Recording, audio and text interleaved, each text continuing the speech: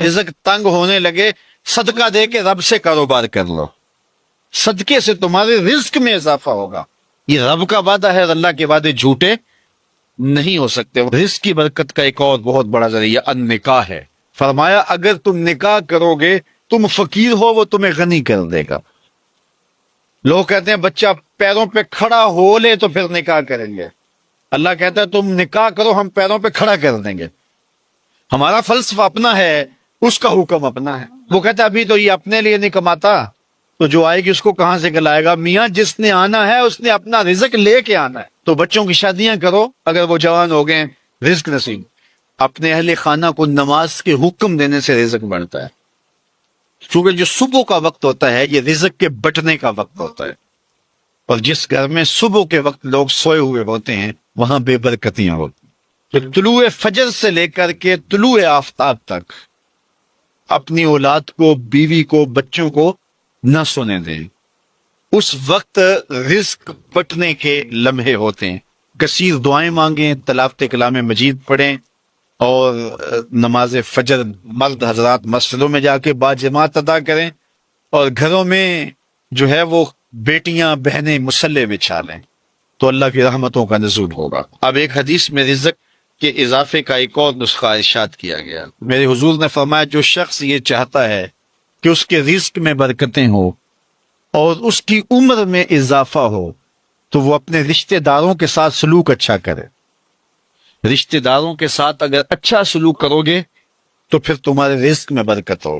غریب ہیں تو ان کی مدد کرو، ان کی بیٹیوں کی شادیاں اپنے ذمے لے لو اگر اللہ نے آپ کو وسعت دی ہے، ان کی پریشانیاں بانٹ لو، ان کا قرضہ ہے تو اتارنے کی کوشش کرو، ان کو مشکلات سے نکالنے کی کوشش کرو۔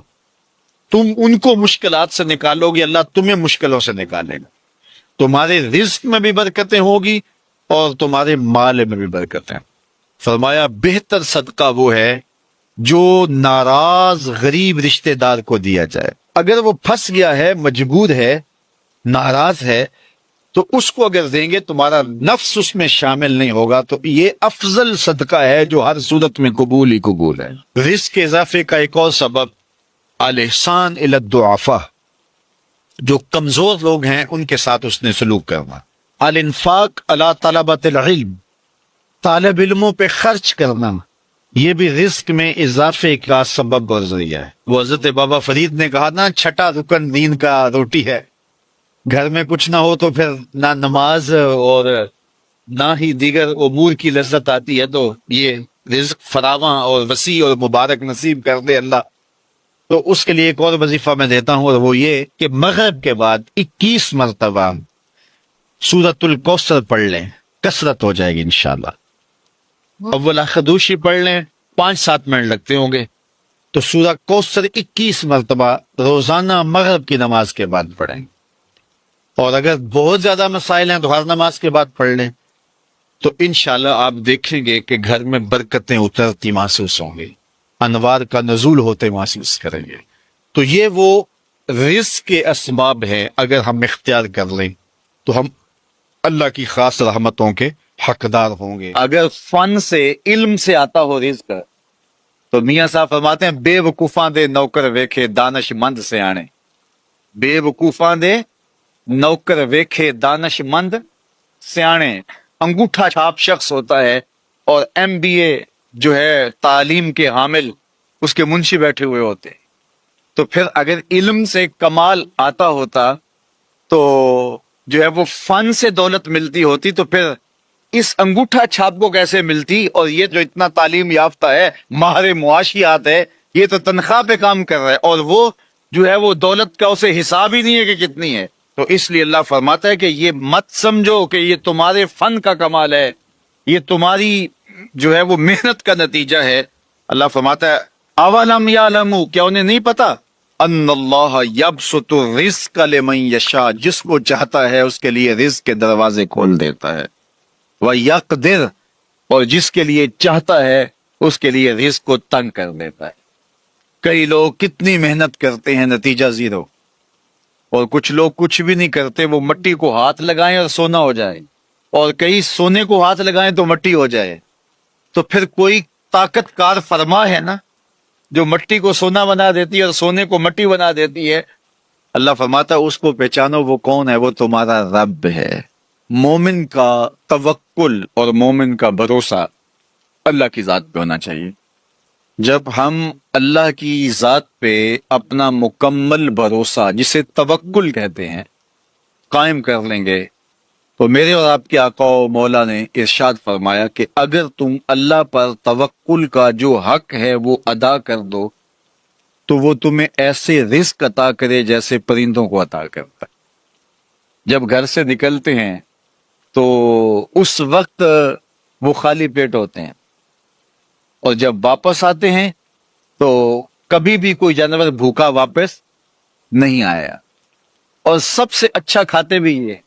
ہمارے علاقے میں تو زیادہ باغات نہیں ہیں، امرود کے باغات ہمارے علاقے میں پائے جاتے ہیں، تو امرود کے باغ میں جو اگر کوئی دیہات کا شخص ہو یا جس کا امرودوں کا باغ ہو یا امرودوں کے باغ میں اس کا آنا جانا رہا ہو، اس سے پوچھئے کہ سب سے اچھا پھل امرود کے پیڑ پہ اچھا دانہ کون سا ہوتا ہے؟ کوئی آپ کو کہے کہ یار امرود توڑ کے لاؤ، میٹھا ہو اور جو ہے وہ پکا ہوا ہو اور ذائقے دار ہو، تو وہ جاؤ توڑ کے لاؤ۔ تو کوئی مجھے اگر کہے تو میں جب امرود توڑ کے لاؤں گا تو کبھی پھیکا نہیں ہوگا، میں امرود توڑ کے لاؤں گا تو کبھی بد ذائقہ نہیں ہوگا۔ آپ مجھے پوچھیں کہ آپ کے پاس کیا فن ہے؟ میرے پاس فن یہ ہے کہ میں نے امرودوں کے باغوں میں جو ہے وہ بچپن گزارا ہے، اور مجھے پتا ہے کہ اچھا اور پکا پھل کون سا ہوتا ہے۔ لیکن میں آپ کو نشانی بتا دوں، اب نئی نسل انہوں نے نہیں دیکھا، آپ باغ میں جائیں اور شاخوں سے لٹکے ہوئے امرود دیکھیں، جس امرود کو طوطے نے کھا کے چھوڑا ہو اس کو آپ توڑ لیں، میٹھا بھی ہوگا، ذائقے دار بھی ہوگا، ایکسپورٹ کوالٹی سے بھی بہتر ہوگا۔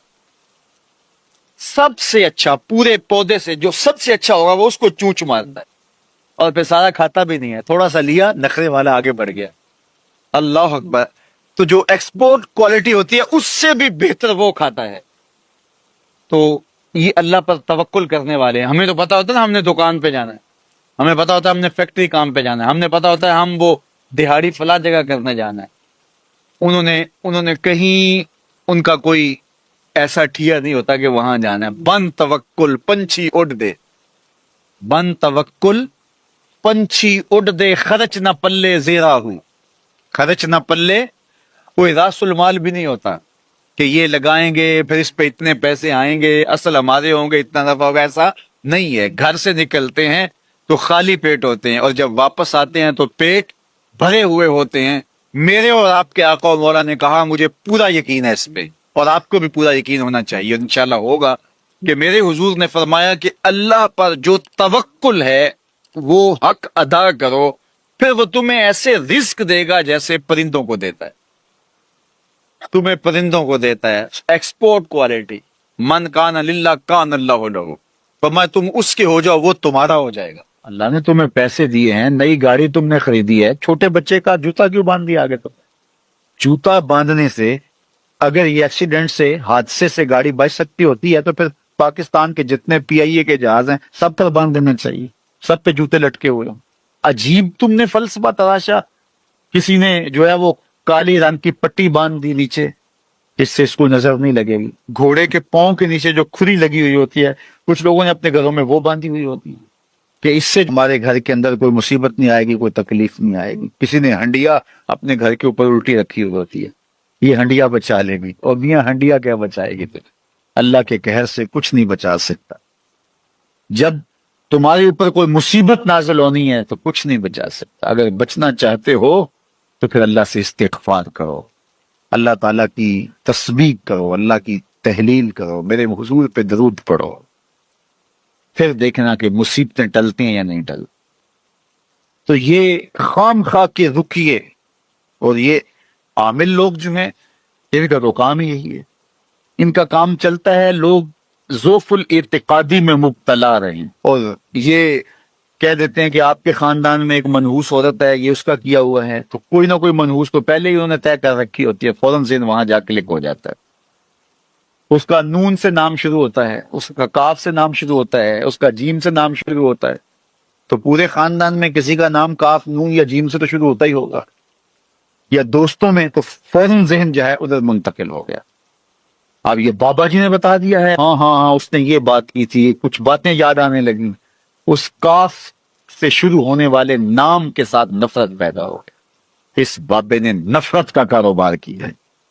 اس نے تو 100 روپے 200 روپے لے لیے، لیکن دو انسانوں کے اندر نفرت ڈال دی. اس کا گریبان کل قیامت کے دن پکڑا جائے گا. ان ملنگوں کے پاس، ان ذوف الاعتقادی کو پھیلانے والوں کے پاس کبھی نہ جاؤ. تمہیں مصیبت پڑی ہے، تمہیں لگ رہا ہے کہ شاید میرے اوپر جادو ہے، تو پڑھو نا سورہ بقرہ، جادو جڑ سے اکھڑ جائے گا. 40 دن اپنے گھر میں سورہ بقرہ پڑھو، برکت ہوگی. کہتے ہیں مولوی صاحب 40 دن تو نہیں پڑھی جا سکتی، 2.5 پارے، ہمیں کوئی تعویذ ہی کرتا ہے. ہم شارٹ کٹ چاہتے ہیں نا، روزانہ صبح 2.5 پارے سورہ بقرہ پڑھے، یہ تو ہم سے نہیں پڑھی جائے گی. تو آپ کوئی تعویذ ہی لکھ.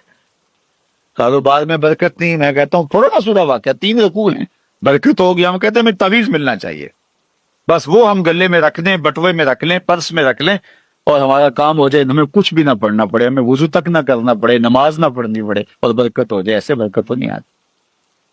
اس لیے چھوڑو ان کی جان، آؤ قرآن مجید پہ آؤ، آؤ سجدوں پہ آؤ، آؤ دعاؤں پہ آؤ. سحری کے وقت اس کی رحمتیں آواز دے رہی ہوتی ہیں، حل من مسترزقن، ہے کوئی رزق مانگنے والا، اور تم اس وقت سوئے ہوئے ہو، سارے دن ٹھوکریں کھاتے ہو. آؤ نا اس وقت جھولی پھیلا کے، ہاتھ پھیلا کے کہو مالک تو جھولیاں بھر دے. تو پھر دیکھنا میرا بیٹا سالم مشرکین کی قید میں ہے اور میں فاقوں کی حالت میں ہوں. تو فرمایا آل محمد کے پاس ایک سیر جو ہیں، بس اس کے علاوہ ہمارے پاس بھی کھانے کے لیے دنیاوی اسباب نہیں ہیں. کہا صبر کرو اور اللہ سے ڈرو، اور لا حول ولا قوت الا باللہ کثرت کے ساتھ پڑھو. یہ ایسا وظیفہ ہے، ایک حدیث پاک میں آتا ہے کہ یہ 99 بیماریوں کا علاج ہے. اس میں سب سے کم درجے کی بیماری ہم اور غم ہے. یہ دکھوں کا مداوع ہے، مشکلات کا علاج ہے، اور یہ وظیفہ میرے حضور نے بتایا. حضرت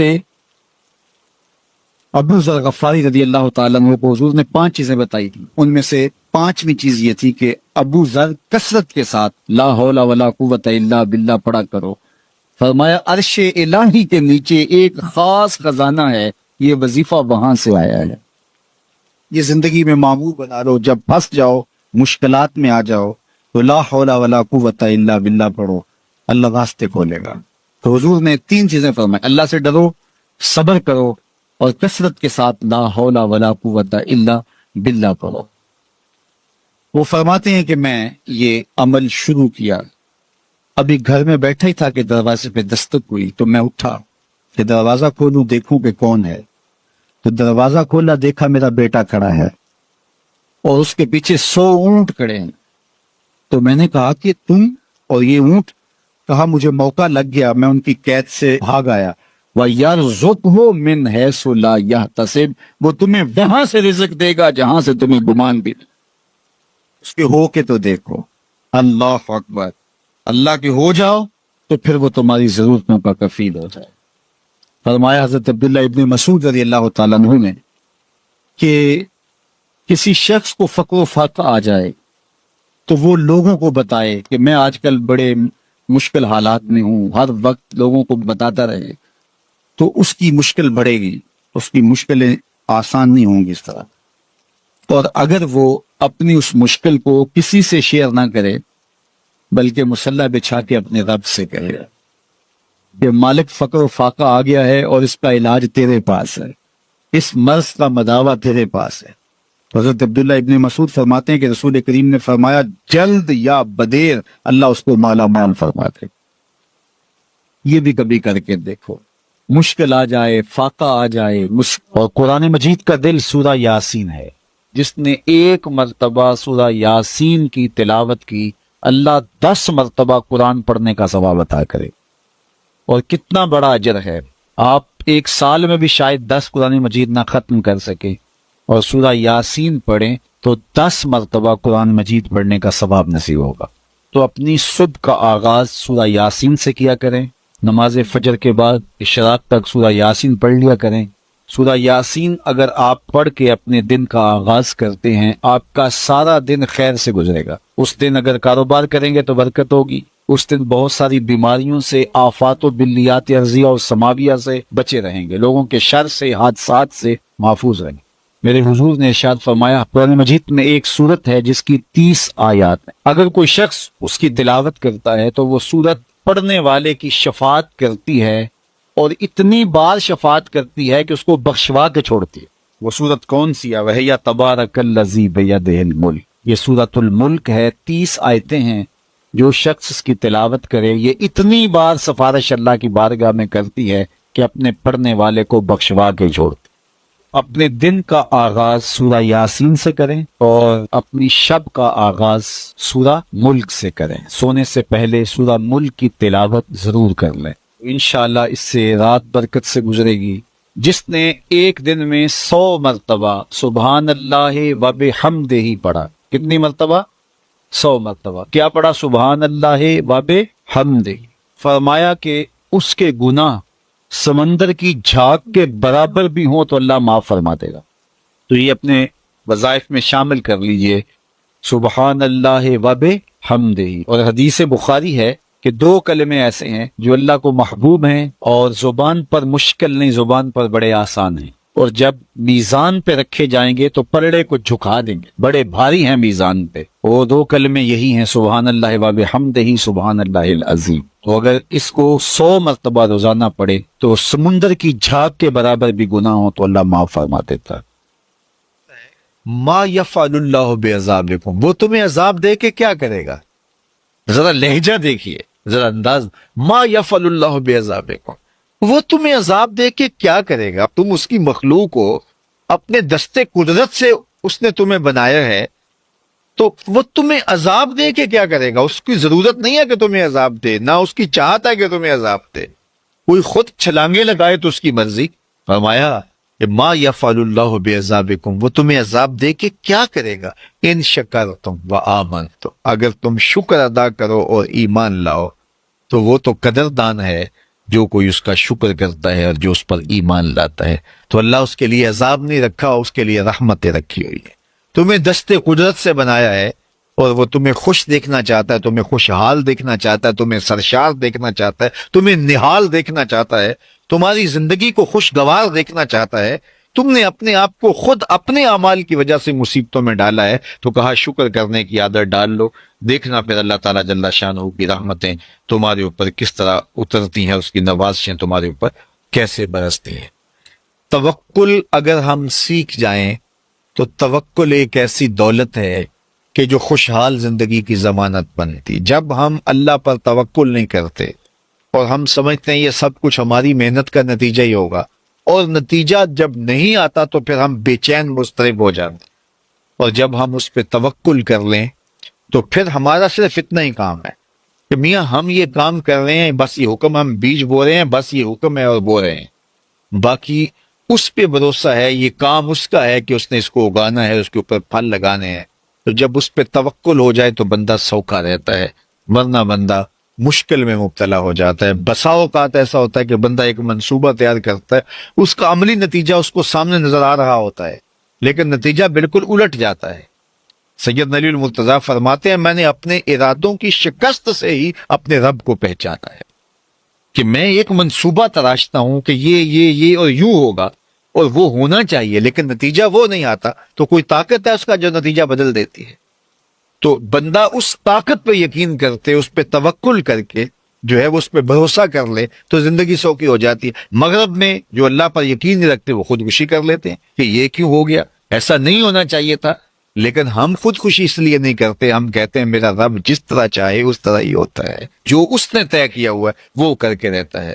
اس لیے تم اس پہ توکل کر لو اور اس پہ بھروسہ کرو. حضور علیہ الصلوۃ والسلام نے فرمایا لو انکم توکلون علی اللہ حق توکلہ، اللہ پر توکل کرنے کا جو حق ہے اگر تم وہ ادا کرتے تو فرمایا اللہ تمہیں ایسے رزق عطا کرے جیسے پرندوں کو عطا کرے. ہمارا تو کاروبار ہے، یہ فیکٹری ہے، یہ دکان ہے، یہ ہماری نوکری ہے، ہم نے یہاں سے کمائی کرنی ہے. پرندوں کا کوئی کاروبار نہیں ہوتا, کوئی نوکری نہیں ہوتی, کوئی ٹھیا, کوئی اڈا نہیں ہوتا جہاں جا کے انہوں نے رزق کے لیے کوئی آغاز کرنا ہوتا ہے. بلکہ حضور نے فرمایا تغدو خماسا و تروح بطانا, جب وہ صبح گھر سے نکلتے ہیں تو خالی پیٹ نکلتے ہیں اور انہیں کوئی اپنی منزل کا تعین نہیں ہوتا, جدھر خیال آیا اڑ گئے ادھر. لیکن کبھی ایسا نہیں ہوا کہ شام کو خالی پیٹ واپس آئے ہوں. کہا وہ پیٹ بھر کے آتے ہیں. باہو بولے بن توکل پنچھی اڑ دے, خرچ نہ پلے زیرا ہو. جب گھر سے اڑتے ہیں تو ان کے پلے نہ کوئی خرچ ہوتا ہے, نہ راس المال ہوتا ہے, نہ کوئی اوزار ہوتے ہیں, نہ کوئی ہتھیار ہوتے ہیں, کچھ بھی نہیں ہوتا. یوں ہی گھر سے نکلتے ہیں, کبھی بھی خالی پیٹ نہیں آئے. فرمایا اگر اللہ پہ پرندے توکل کر لیں تو اللہ اسے بھی عطا کرتا ہے, تم توکل کرو گے تو تمہیں عطا نہیں کرے گا. اور یہ بات پکی ہے کہ آپ جب راہ خدا میں دیتے ہیں تو آپ کے رزق میں, مال میں کبھی کمی نہیں آتی. اللہ کے محبوب نے 3 چیزیں قسم کر کے کہی. حضور نے کچھ چیزیں ارشاد فرمائی تو ان میں سے 3 چیزوں کے بارے میں فرمایا کہ یہ تو میں اللہ کی قسم کر کے تمہیں کہتا ہوں. اور ان میں سے ایک شے یہ کہ ما نقص مال عبد من صدقہ. فرمایا میں اللہ کی قسم اٹھا کے کہتا ہوں کہ صدقے سے مال کم نہیں ہوا. تمہارا کیلکولیٹر حساب یہی بتاتا ہے کہ جو ہے وہ کم ہو گئے. 100 میں سے 10 دے دیے تو باقی 90 رہ گئے. آپ کا اکاؤنٹنٹ بھی آپ کو یہ بتاتا ہے کہ اتنے لاکھ میں سے اتنے ہزار دے دی, باقی اتنے رہ گئے. لیکن میرے حضور نے کہا میں اللہ کی قسم اٹھاتا ہوں کہ صدقے سے مال کم نہیں ہوتا. دوسری بات فرمائی کہ شخص مانگنا شروع کر دیتا ہے, سوال کا دروازہ کھول دیتا ہے, اس کی کمی پوری نہیں ہوتی. یہ بھی میں اللہ کی قسم اٹھاتا. اور تیسری بات میرے حضور نے قسم فرما کے یہ کہی کہ جو شخص کسی کو معاف کر دیتا ہے, کسی نے کوئی زیادتی کی وہ معاف کر دیتا ہے, تو حضور فرماتے ہیں میں اللہ کی قسم اٹھا کے کہتا ہوں اس کی عزت میں فرق نہیں آئے. تو یہ 3 چیزیں حضور نے قسم کر کے فرمائی. تو اس لیے ہم اپنے ہمسایوں کو دیکھیں, ان کی ضروریات کا خیال رکھیں. تو حضور کی سیرت کا یہ عنوان یہ حضرت خدیجہ الکبریٰ سے بہتر کون جانتا تھا. اپنا سارا مال انہوں نے حضور کو پیش کر دیا جب نکاح ہوا حضور سے کہ حضور اب یہ میرا نہیں یہ آپ کا ہے. اور وہ سارا مال حضور نے لوگوں میں بانٹ, ضرورت مندوں کی کفالت کرتے رہے. تو کہا وَتَحْمِلُ الْكَلَّةَ, آپ لاچاروں کا بوجھ اٹھاتے ہیں. وَتَقْسِبُ الْمَعْدُومَ, اور جن کا کوئی نہیں ہے آپ ان کے کفیل بن جاتے ہیں اور آپ کمائی کر کے ان کے گھر کی ضروریات کو پورا کرتے ہیں. وَتَقْرِي الضَّيْفَ, اور آپ کی یہ خوبی ہے کہ آپ مہمان نواز ہیں. مہمان نوازی آپ کا شعار ہے, آپ کا طرز زندگی ہے. اور مہمان کو جو کھلایا جاتا ہے اس کا حساب بھی نہیں ہوتا, اور مہمان کے ساتھ جو بیٹھ کے کھایا جاتا ہے اس کا بھی حساب نہیں ہوتا. اور مہمان اپنا رزق خود لے کے آتا ہے اور برکت چھوڑ کے جاتا ہے. تو مہمان کو کبھی بھی بوجھ نہیں سمجھنا چاہیے. تو کہا کہ اور تیسری اور آخری بات فرمائی وَتَعِينُوا عَلَىٰ نَوَائِبِ الْحَقِّ, جو لوگ مشکلات میں پھنسے ہوتے ہیں, مصیبت میں پھنس جاتے ہیں, مسائل میں گھر جاتے ہیں, آپ ان کی مدد کرتے ہیں. ابھی حضور اعلان نبوت نہیں کیا, ابھی پہلی وحی نازل ہوئی ہے, تو حضور کی ماضی کی سیرت کو حضرت خدیجہ الکبریٰ لوگوں کے سامنے رکھیں. آپ اس سے بھی پیچھے چلے جائیے. جب شب ابی طالب نے حضور کو حضور کے خاندان سمیت محصور کر دیا گیا, قریش مکہ نے حضور کو روکنے کے لیے بڑی کوششیں کی, لیکن حق کا یہ مسافر کبھی بھی رکنے والا نہیں تھا. بلکہ حضور کے چچا کو بلا کے کہا کہ اپنے بھتیجے سے پوچھو کہ تمہارا مسئلہ کیا ہے.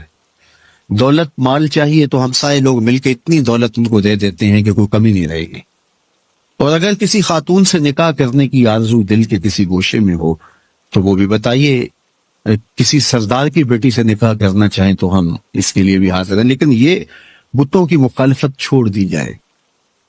تو جب بہت ساری باتیں کی سب نے مل کے کی اور جو ہے وہ دباؤ بھی ڈالا کہ اگر نہیں یہ کرتے تو پھر حالات کی تلخیاں اور جو کچھ ہے وہ آپ کے سر پہ ہوں گے. تو حضور کے چچا جناب ابو طالب حضور کے پاس آئے تو ان کی طبیعت پر کچھ بوجھ تھا. تو انہوں نے کہا کہ بھتیجے میں اکیلا اتنے قبائل کے ساتھ لڑائی کا بوجھ نہیں اٹھا سکا, میری کمر کمزور ہے. تو حضور علیہ الصلوۃ والسلام کی خدمت میں انہوں نے کہا کہ وہ تو اس طرح کی باتیں کر رہے ہیں. تو آقا کریم نے جو جواب دیا وہ سنیے. آپ نے فرمایا یا امی لو وضع الشمس فی یمینی والقمر علی یساری، اگر وہ سورج میرے دائیں ہاتھ میں رکھ دیں اور چاند کو لا کے میرے بائیں ہاتھ میں رکھ دیں اور دنیا بھر کے خزانے میرے قدموں میں ڈھیر کر دیں، میں کبھی بھی حق کو باطل اور باطل کو حق نہیں کہہ سکتا۔ یہ وہ چیز ہے جہاں پر ہمیں کھڑا ہونا چاہیے۔ یہ رشوت کیا ہوتی ہے؟ ہم اداروں میں افسر بن کے بیٹھتے ہیں اور ہم کسی ذمہ دار منصب پہ بیٹھتے ہیں تو ہمیں چند ٹگوں سے کوئی خرید لیتا ہے، ہمارا ضمیر پھر کہاں ہوتا ہے؟ کائنات کی نعمتیں اس کو پیشکش کی جا رہی ہیں جو پیدا ہوا تو باپ کا سایہ سر پہ نہیں ہے، 6 سال کی عمر ہے تو ماں انتقال کر گئی ہے، یہ حالت ہے۔ لیکن کہا جا رہا ہے کہ جناب آپ کو جو چاہیے ہم فراہم کرتے ہیں، لیکن کہا لو وضع الشمس فی یمینی، اگر وہ سورج کو میرے دائیں ہاتھ میں رکھ دیں اور چاند کو میرے بائیں ہاتھ میں رکھ دیں اور میرے پاؤں میں کائنات کے خزانے لا کے دولت قارون بھی رکھ دیں، لیکن میں پھر بھی حق کو حق کہوں گا، باطل کو باطل کہوں گا، تو میں چند ٹگوں پہ اپنے ضمیر کا سودا کیسے کر سکتا ہوں اگر میں رسول اللہ کو مانتا ہوں، اگر میں حضور علیہ الصلوۃ والسلام کا فالوور ہوں، اگر میں ان کا امتی ہوں، ان کا غلام ہوں، ان کا عاشق ہوں، تو پھر میں کیوں اپنے ملک کو بیچوں، میں کیوں عدل کو بیچوں، میں کیوں انصاف کو بیچوں، میں کیوں اپنے منصب کو بیچوں، میں کیوں لوگوں کے حق غصب کروں، لوگوں پر زیادتیاں کروں، میں دیوار رکھتے ہوئے ہمسائے کے 2 انچ دبانے کے لیے اپنی ضمیر کا سودا کر لوں، میز کے اوپر سے رشوت پکڑوں یا نیچے سے پکڑوں، فرق نہیں پڑتا اس سے، میں اپنی ضمیر کا سودا کیا ہے اور برسرے بازار کیا ہے اور بہت سستا بیچا ہے میں نے اپنے آپ۔ وہ کیا کسی نے کہا تھا کہ ہر 2 عالم قیمت خود گفتائی، نرخ بالا کن کہ ارزانی ہنوز، 2 جہاں کو تو نے اپنی قیمت بتایا ہے، اپنا نرخ بتایا ہے کہ 2 جہاں میری قیمت لگتی ہے، کہا قیمت بڑا ابھی سستا بک رہا ہے، یہ ساری کائنات تیری قیمت لگا دی جائے لیکن تیری قیمت پھر بھی نہیں ہے اور تو سستا بک رہا ہے، نرخ بالا کن کہ ارزانی ہنوز، تیری قیمت جو ہے وہ یہ 2 جہاں نہیں ہے، تیری قیمت صرف تیرے رب کی رضا ہے۔ تو کہا کہ میں کبھی بھی، تو یہ حضور علیہ الصلوۃ والسلام کی زندگی۔ خیر انہوں نے جب کہا کہ میں تو نہیں تمہاری بات کو ماننے والا، تو پھر انہوں نے سماجی بائیکاٹ کر دیا، سوشل بائیکاٹ کر دیا اور حضور کو شب ابی طالب میں مقید کر دیا۔ تو حضور کے چچا نے اس وقت ایک قصیدہ لکھا حضور کے نام، کیونکہ یہ پانی نہیں پہنچنے دیتے تھے، غلہ نہیں پہنچنے دیتے، کوئی باہر سے بھی آتا تاجر تو اس کا غلہ خود خرید لیتے کہ کہیں وہ بنو ہاشم کے پاس نہ چلا جائے، اور وہ خرید کے اپنی زندگی اور موت کے درمیان جو ٹوٹتا ہوا رشتہ ہے جو ہے وہ اس کو کہیں بچا نہ پائیں۔ تو حضور کے چچا نے ایک ماضی کا واقعہ قریش کو یاد دلایا اس قصیدے میں۔ ہوا اس طرح کہ حضور کی عمر تھی کوئی 9 سال یا 8 سال کہ مکے میں قحط پڑ گیا، تو حضور کے چچا کے پاس لوگ آئے کہ قحط پڑ گیا ہے اور آپ اولاد اسماعیل سے ہیں، تو اللہ کی بارگاہ میں دعا کیجئے کوئی بارش کے آثار پیدا ہوں اور کوئی سبزہ پیدا ہو۔ آپ نے فرمایا تم بھی سین حرم میں پہنچ جاؤ، میں بھی پہنچ جاتا ہوں وہاں اللہ کی بارگاہ میں دعا کر۔ خیر لوگ جمع ہو گئے تو حضور کو ساتھ لیا حضور کے چچا نے اور سین حرم میں پہنچے اور کعبۃ اللہ کی دیوار کے ساتھ حضور کو یوں کھڑا کیا کہ حضور کی پشت کعبہ کی دیوار کے ساتھ لگ رہی تھی اور رخ لوگوں کی طرف تھا۔ تو جب یوں حضور کھڑے ہو گئے تو حضور کے چچا نے ایسے ہاتھ پھیلا کے کہا اے اللہ اس گوری رنگت والے کے صدقے بارش نازل کر۔ راوی کہتا ہے ابن عساکر نے لکھا ہے، باقی لوگوں نے بھی لکھا ہے کہ ابھی جو ہے وہ لوگ گھروں کو نہیں پہنچے تھے کہ چھم چھم می برسنے لگا اور لوگ بھیگ کے گھروں ہو گئے اور اتنا سبزہ ہوا کہ لوگ خوشحال ہو گئے۔ تو آج جب حضور علیہ السلام اور حضور کے خاندان کو شب ابی طالب میں مقید کر دیا گیا تو کچھ پہنچنے بھی نہ دیا جاتا، تو حضور کے چچا نے یہ پرانا واقعہ قریش کو یاد دلاتے ہوئے کہا اب یادو یستسقى الغمام بوجهه سمال الیتامى عصمۃ للارامل، آج تم پانی نہیں پہنچنے دیتے، غلہ نہیں آنے دیتے، وہ واقعہ بھول گئے ہو جب قحط پڑا تھا اور نہ بارش برستی تھی نہ سبزہ اگ رہا تھا، جانوروں کی چھاتیاں بھی سوکھ گئی تھی، دودھ بھی نہیں مل رہا تھا، یہی میرا وہ گوری رنگت والا بھتیجا تھا جس کے چہرے کو دیکھ کے امٹ کے بادل آئے تھے. وہاں دو لفظ گئے, سمال الیتامى عصمۃ للارامل. یہ میرا وہی بھتیجا ہے